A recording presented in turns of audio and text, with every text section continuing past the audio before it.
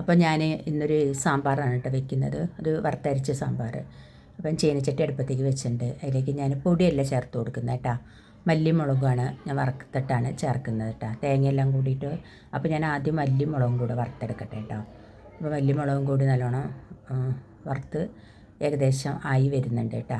അപ്പോൾ ഞാനത് മാറ്റിയിട്ട് അതിലേക്ക് ഞാൻ തേങ്ങയും ഉള്ളിയും പിന്നെ കരിവേപ്പിലയും കുറച്ച് വെളിച്ചെണ്ണയും കൂടി ചേർത്ത് കൊടുത്തു.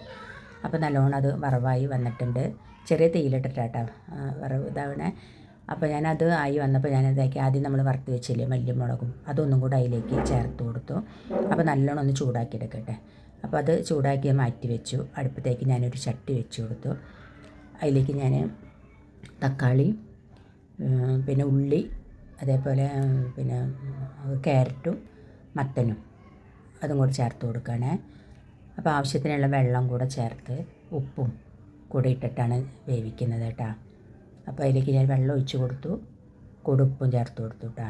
പിന്നെ അത് മൂടി വെച്ചിട്ട് ഒന്ന് പകുതി വേവാവട്ടെ കേട്ടോ. എന്നിട്ട് നമുക്ക് അടുത്ത കഷ്ണങ്ങളൊക്കെ ഇടാം. അപ്പോൾ പകുതി വെന്തിട്ടുണ്ട്, കഷ്ണങ്ങൾ ഏകദേശം കുറേ മുഴുവൻ വെന്തിട്ടില്ല, പകുതി വെന്തിട്ടുണ്ട്. അപ്പോൾ അതിലേക്ക് നമുക്ക് ബാക്കിയുള്ള കഷ്ണം ചേർത്ത് കൊടുക്കാം. അപ്പോൾ വെണ്ടയ്ക്കും വഴുതനങ്ങയാണ് ഞാൻ ചേർത്ത് കൊടുത്തത് കേട്ടോ.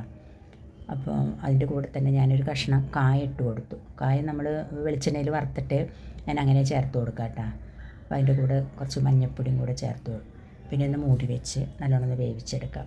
അപ്പോൾ കഷ്ണങ്ങളൊക്കെ വെന്ത് കഴിഞ്ഞിരിക്കണം. അപ്പോൾ നമ്മൾ പരിപ്പ് ഞാൻ വേറെ വേവിച്ച് വെച്ചിരുന്നു, അപ്പോൾ അതും കൂടെ ചേർത്തു. അതിൻ്റെ കൂടെ തന്നെ പുളി പിഴിഞ്ഞിട്ട് അതും കൂടെ ചേർത്തിട്ടുണ്ട് കേട്ടോ. ഇപ്പോൾ നല്ലോണം ഒന്ന് മൂടി വെച്ച് നമുക്കൊന്ന് നല്ലോണം ഒന്ന് വേവിച്ചെടുക്കാം കേട്ടോ. അപ്പോൾ കഷ്ണങ്ങളൊക്കെ ഏകദേശം നല്ലോണം വെന്ത് വന്നിട്ടുണ്ട്. ഇനി നമുക്ക് അരപ്പ് ചേർത്ത് കൊടുക്കാം കേട്ടോ. അപ്പോൾ ഞാൻ നല്ലോണം വറുത്ത് വെച്ചത് അരച്ചിട്ടുണ്ട്. നമുക്ക് വെണ്ണ പോലെ അരയ്ക്കേണ്ട ആവശ്യമില്ല കേട്ടോ, ഒരു തരിതരിപ്പോട് കൂടി അരച്ചെടുക്കണം. അപ്പോൾ അത് നല്ലോണം മിക്സ് ചെയ്ത് ആവശ്യത്തിന് വെള്ളവും പുളിയും എല്ലാം പാകമാണ് കേട്ടോ. അപ്പോൾ നല്ലോണം ഒന്ന് തിളച്ച് കുറുകി വരുമ്പോൾ നമുക്ക് അതിലേക്ക് നല്ലൊരു വറവും കൂടി ഇട്ട് കൊടുക്കാം. അങ്ങനെ കറി ഏകദേശം നല്ല ഇതായി വന്നിട്ടുണ്ട്. അപ്പോൾ നമുക്ക് ഇനി അതിലേക്ക് ഒരു വറവ് ഇട്ട് കൊടുക്കാം കേട്ടോ. അപ്പം കരിവേപ്പിലയും കടുക് ഉള്ളി കുറച്ച് ഉലുവ ഇട്ട് കൊടുത്തു കേട്ടോ. അപ്പോൾ എല്ലാം കൂടി നല്ലൊരു വറവ് ഇട്ട് കൊടുത്തിട്ടുണ്ട്. അപ്പോൾ അങ്ങനെ നമ്മുടെ വറുത്തരച്ച സാമ്പാർ ഇവിടെ റെഡി ആയിട്ടുണ്ട്. അപ്പോൾ അതെല്ലാവർക്കും ഇഷ്ടമാവുമെന്ന് വിചാരിക്കുന്നു.